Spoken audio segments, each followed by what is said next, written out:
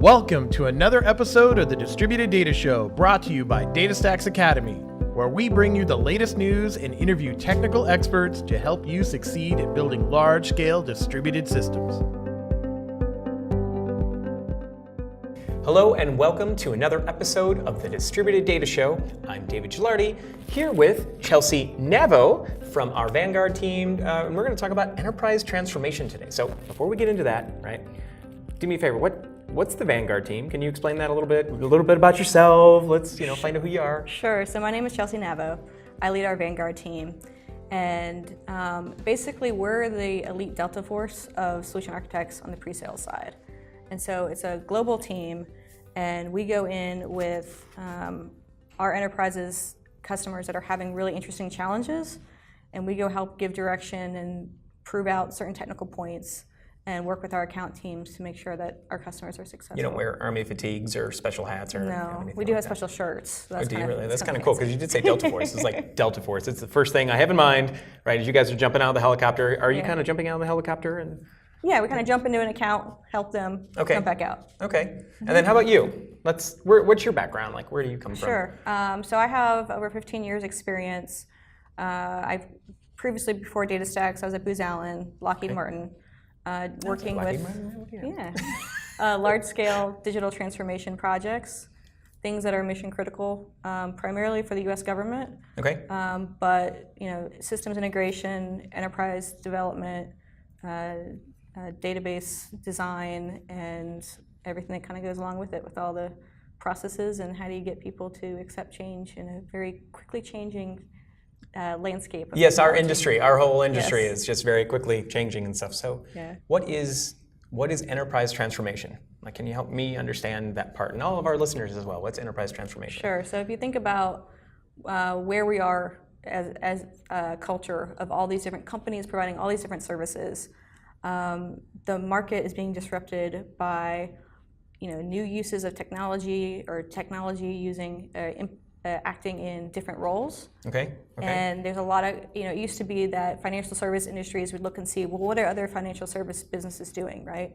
But now they're looking at other industries, right? It's like, what are the Netflixes of the world doing, right? And the cross-pollination of all these different ideas is accelerating businesses. And so it's disrupting different industries, and people have to respond to that. Kind of like what Netflix did to Blockbuster, right? Okay. Exactly. And so as people realize they need to have a higher level of business agility to respond to these different disruptions, a lot of them are having trouble with their enterprise architecture.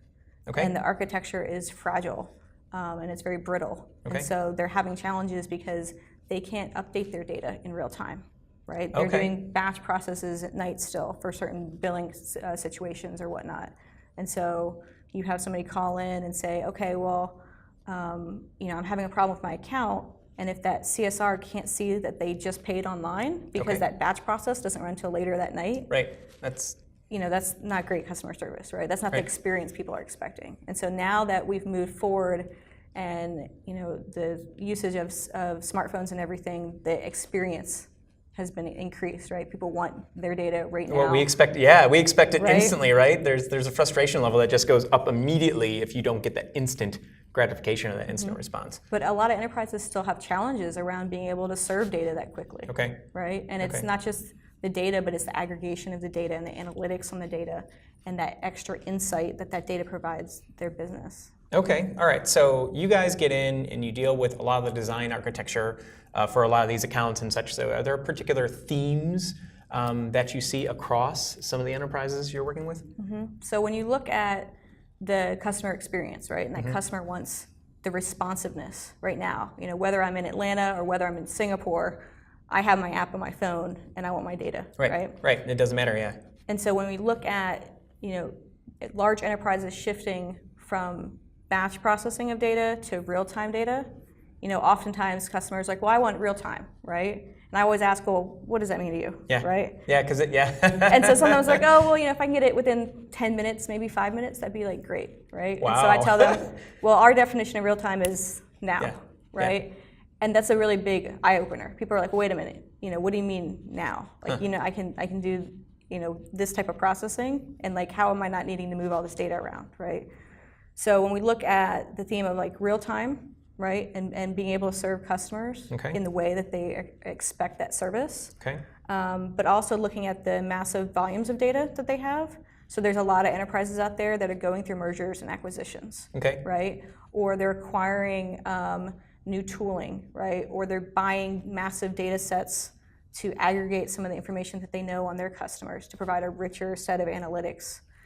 And trying to take that real-time need coupled with this massive data that has this high velocity and be able to serve up applications and solutions that really shine is challenging, right? And enterprises are struggling with, well, how do I take all my investment I've done in these legacy systems and modernize that? And so the enterprise transformation is really not as much as the technology, but it's the people, right? And it's the people that are doing certain processes to help make the business more agile so they can respond to those disruptions. So it sounds like there are clearly some challenges there, right, with some of these enterprises, and this is what you've been kind of breaking out. Now, can you give me an idea of maybe some use cases, right, that come across with what you just explained here? So a really common one is Customer 360. Right. So what is that, by the way? So it's like a customer insight kind of idea, right? So let's say that Chelsea has a cell phone, right? So I have a billing. So in their billing department, they know all the metadata that's around making sure that I get my bill and that I pay my bill, right? But then they might have another system around the activity of my usage, right? And those might be two entirely different systems. They might have yet another one that's like a marketing database to say, well, what types of services might Chelsea be interested in that we could market to her, right? And so you get all these data silos happening, and being able to kind of pull those together to say, I want one clean view of who Chelsea is. So it's essentially merging the data, or giving you one single view over all of the disparate pieces. Right. And this is a really common one that our enterprises start with. Because you get that core data model around the customer, and what are those key elements that you really want to know about your customer. And then once they get progress on this customer insight, they have what we call like fast follower use cases that come behind that. So all right, so we've got some use cases and everything. Now, how about on the implementation side? Are there particular techniques that you see some of our clients and such use, when they're adopting DataStax Enterprise and definitely kind of meeting these challenges? This is like a really interesting part. So my team is a global team, and so we see, teams have similar struggles no matter where they are geographically, right? And across different industries too. Consistent. And so something that we see is enterprises that are investing in their people and saying, we know we need to change. We know that we need newer technology that has more flexibility for what our challenges look like. And they say, we're going to pull together our A team of architects, developers, operators, you name it. And they say, we need to get them trained up on DataStax Enterprise, for instance, right? And a popular thing that we're seeing is cohort training. So they say, we're going to get all our A team people in the room. We're going to get them all instructed. They're going to have that team bonding for a couple of days, and they're going to learn this and challenge each other on, how can we apply this to what our day-to-day looks like? How does this solve our problems? And another great source, in addition to the cohort training, is DataStax Academy. We love DataStax Academy. No, actually, that's always fun. Anytime I ever hear anybody talk about that, because obviously, I'm one of the evangelists, and we have a lot to do with that, along with our curriculum team. But I always, anytime anyone mentions DataStax Academy, I always like to make a plug, because it's free and it's out there. It's a great, it's an absolutely great learning resource. So anyway, I totally stopped you, and I'm just going to let you continue on. So I heard DSA and I lit up, Well, and DSA is absolutely fantastic, and people can, this is something free that you're giving us, and it's hours upon hours and hours of detailed, how do you make it real? Well, how does this work, right? And so people love the level of depth that those courses go into. Oh, that's cool. And so, so now you have a team, and they're trained up, and they need something to do, right? And so we really want them to look at, well, how do you build a very small scope project that gets you towards your end goal, that you can then take through your dev, test, et cetera. Are we talking like an initial POC or like greenfield kind of stuff or whatever? Right? And so what we used to do is my team used to help with these proof of concepts, right? And so we come in and we prove out that this SLA is achievable or whatever the goal might be. Right. But then what happened is if it was not going to production and it was just this little science experiment, then they'd have to go, it would be this great success, and then they'd have to go back and be like, oh, we have to go talk to PMO and budgeting. I see. And we might be able to get this into production, and depending on the enterprise, it could be anywhere from like 3 months to like 12 months. Right? Okay, right, but it's already been proven, right? Yeah. So you're sitting there, And so the time it took to build that out was lost because it didn't get them into production, right? Okay. And so because we have the history of all these successes, being able to find what's that small project you can push into production, so at the end of it, you have something, right? I see. Your customers have access to it right then, right? And so you get that time to market increase, and being able to scope that project can be kind of challenging, right? Because you want something that's like a skateboard project. You don't want a big automobile. Okay, wait. So help me understand the skateboard thing. What does this mean? So think about, like in agile development, you want to have a minimal viable product. Yes. Right? And so if I'm going from point A to point B, I need some form of transportation. Okay. Right? I might really want a car, right? But I don't have time to make a car. Okay. There's a lot of different parts. And I'm sure we've all been in projects at times, right, that you have all these particular requirements, right, and you feel pressure to get all of them done, and you either rush it and just push like crazy to make it all happen, and it might not be quite what it needs to be, or you end up with part of it. So it's what I think I hear you're saying is it's kind of like a way to kind of push that MVP, right, that minimal viable project there, and get something out. Right. Even if it's not the whole of everything, but something that is going to be minimally viable. Yeah, that was easy for me to say. Really, and the great thing about this is you get that smaller project in production. Okay. But if you have that mindset of this is a learning experience for this team. Okay. Right. So I'm in this enterprise. I have my A team. They are trained on it. We have like a DataStax solution architect from our services group in the mix of them. Okay. And they say, okay, well here, this is how this skateboard's going to work, right? Okay. And going through all the processes, right? So in enterprises, you have governance, you have different reviews that have to go, different stage gates of different approvals and everything. Okay. Understanding how those processes work through a solution like this, and what can you streamline, and what applies and what doesn't apply.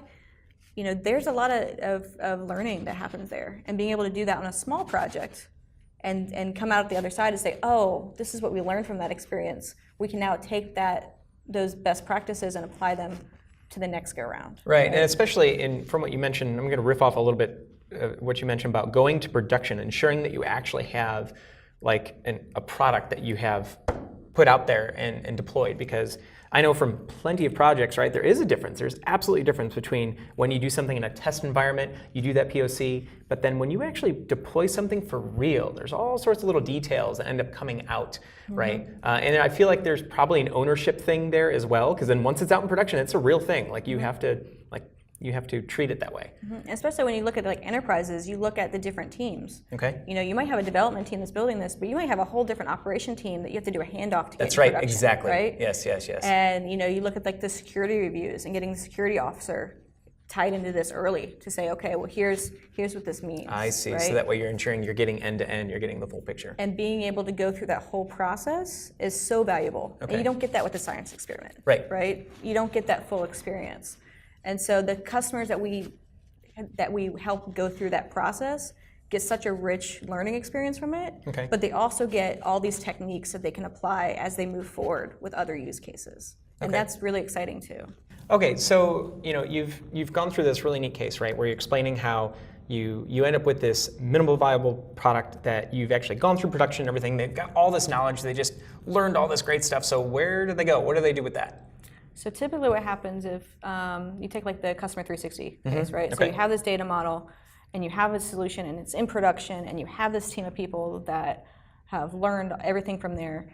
And typically use cases that follow that might be a personalization to say, okay, I want to tailor marketing for Chelsea. Now that I know who she is, I know what to market to her.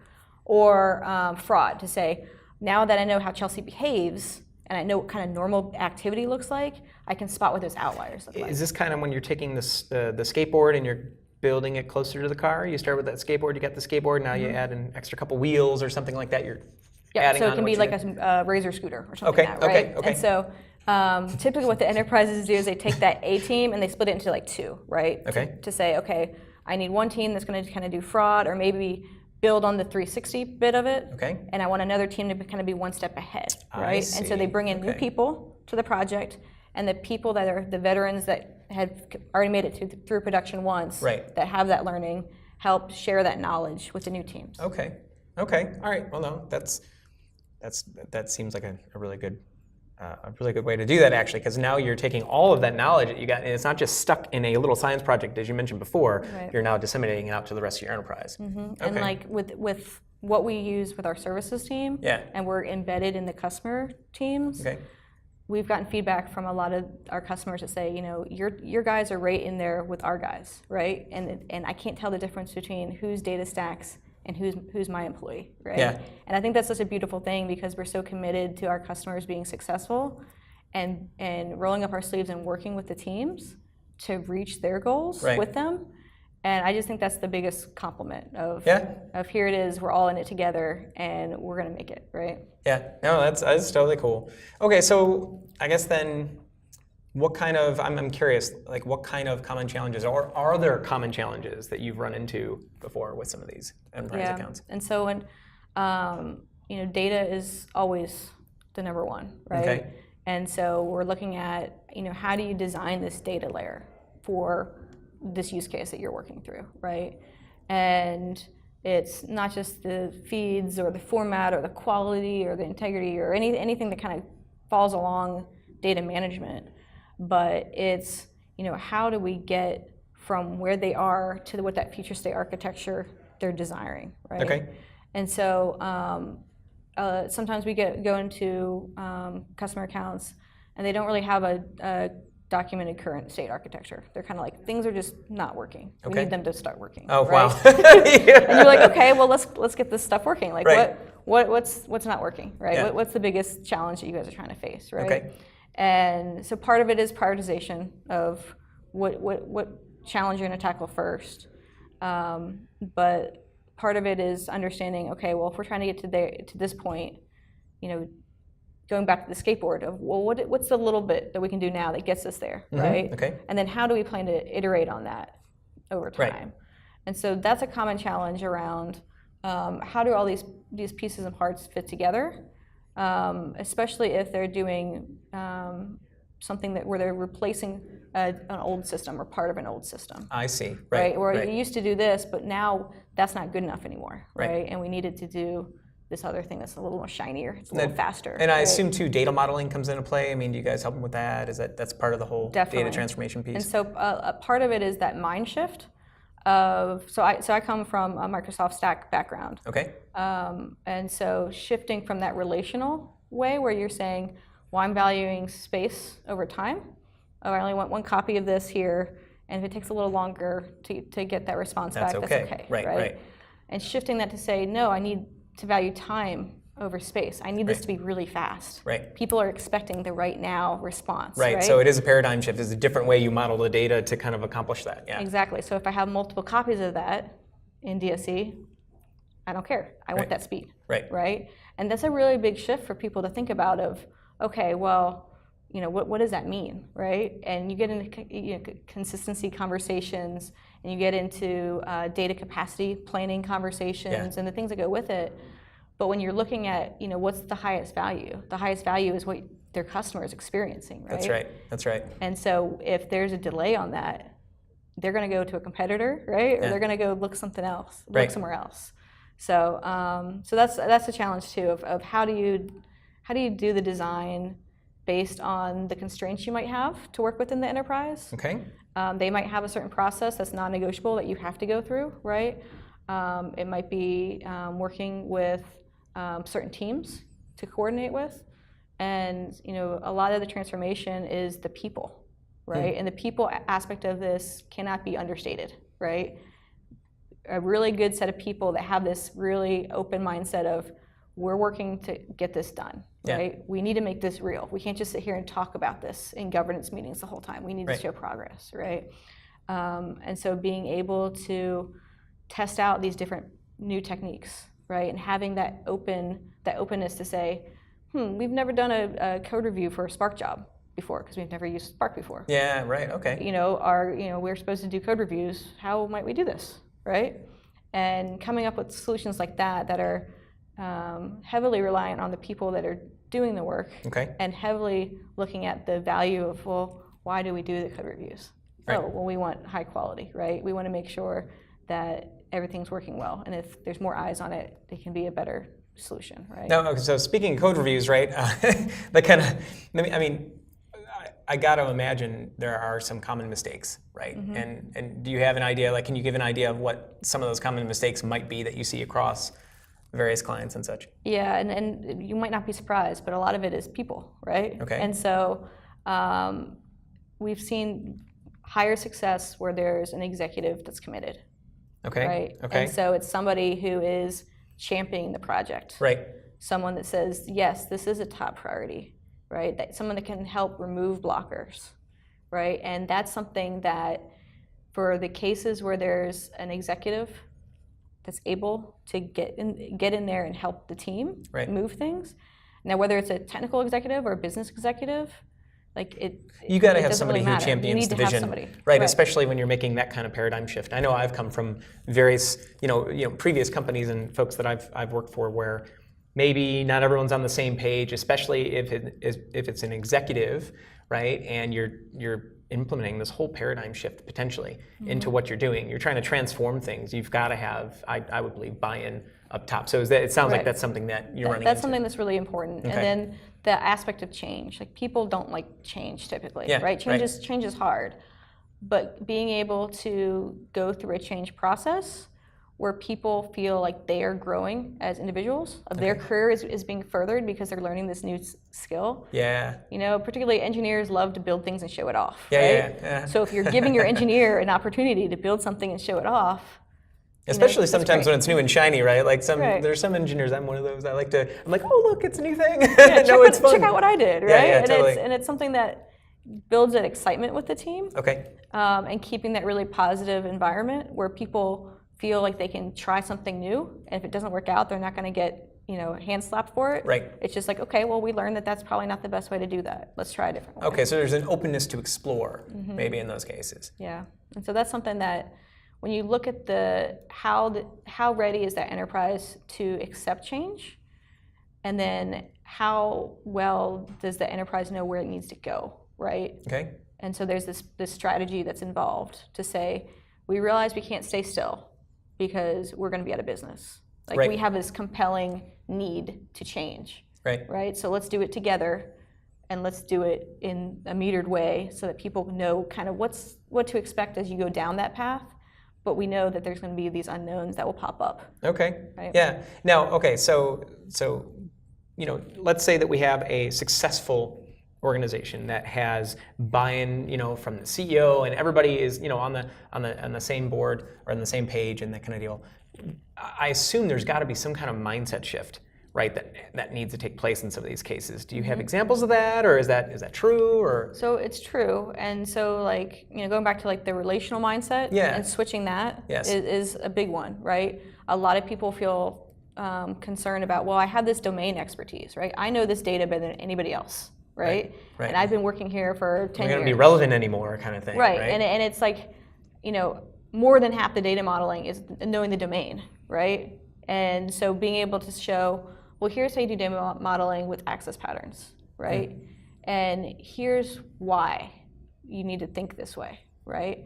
Another thing that we've seen be successful is teams that have user experience analysts working with maybe the traditional DBA or data analyst type roles. Yeah. Because those UX analysts know the personas and how those different personas interact with the system. Okay. And that feeds really well into the access patterns and the data modeling piece. And so looking at kind of the cross-functional team to help with this new solution brings that rich data domain expertise with the customer experience piece of this, and that's what helps set this up to be a success. Okay, and I would think as well too. I mean, I come from the relational world. I mean, most of us who have been in the database application development world or anything in the last 20, 30 years, right? We've come from the relational world, right?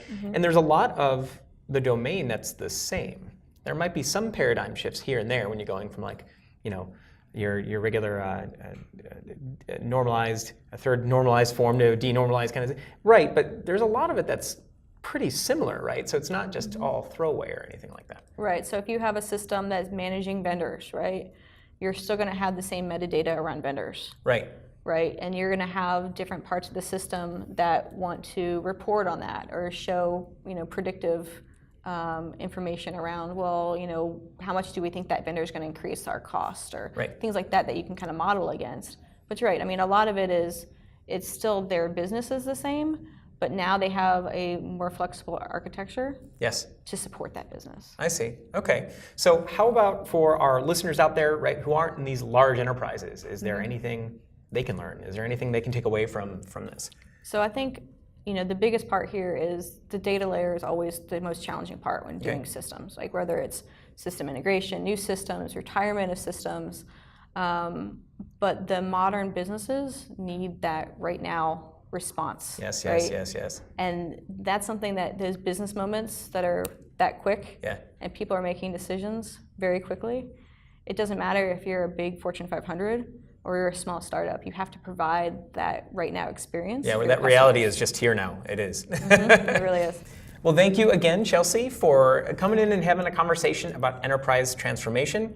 And thank you guys all for listening to another episode of the Distributed Data Show. See ya. Thank you for joining us again for the Distributed Data Show. We love your feedback, so go to the Distributed Data Show page on DataStax Academy and tell us what you think. You can also find us on the DataStax Academy YouTube channel, or find our podcast on iTunes, Google Play, or wherever you get great podcasts. While you're there, make sure and subscribe so you don't miss a single episode.